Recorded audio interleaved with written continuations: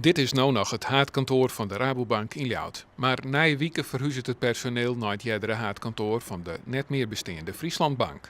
Het is natuurlijk een prachtig gebouw. Het is heel beeldbepalend in Leeuwarden. Dus we vonden het wel heel belangrijk dat dit gebouw ook een levende plek blijft in de stad. Dat het niet leeg komt te staan. En het is natuurlijk ook heel geschikt voor een bank om hier werk te doen. Zoals Frieslandbank jarenlang heeft bewezen. In je vestiging op het stationsplein werk je aan 300 mensen. En als ik hier om je heen sjug, dan kun je die makkelijk kwijt. Wat doe je met de rest van de ruimte? Ja, wij zullen het inderdaad niet helemaal gaan gebruiken, ongeveer de helft. En op dit moment worden er gesprekken gevoerd met andere bedrijven die mogelijk geïnteresseerd zijn om zich hier te vestigen. En er is best veel belangstelling, dus we hebben er heel veel vertrouwen in dat we straks nog veel meer bedrijvigheid hier gaan krijgen aan het Beursplein.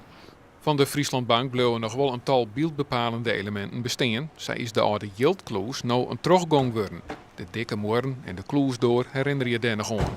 Maar verder verroort het er een soort. Dit is de vijfde etage, maar het lijkt wel zeker voor de treden als de vierde wijze kennen. Want we hebben alle etages uniform inrichten.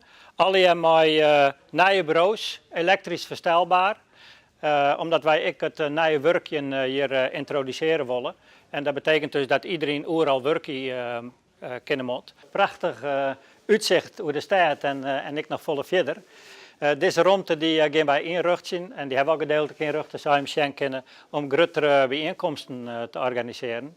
We kunnen maar 100 man straks te plak. Is het haast beschikbaar voor toeristen of mensen die een keer willen?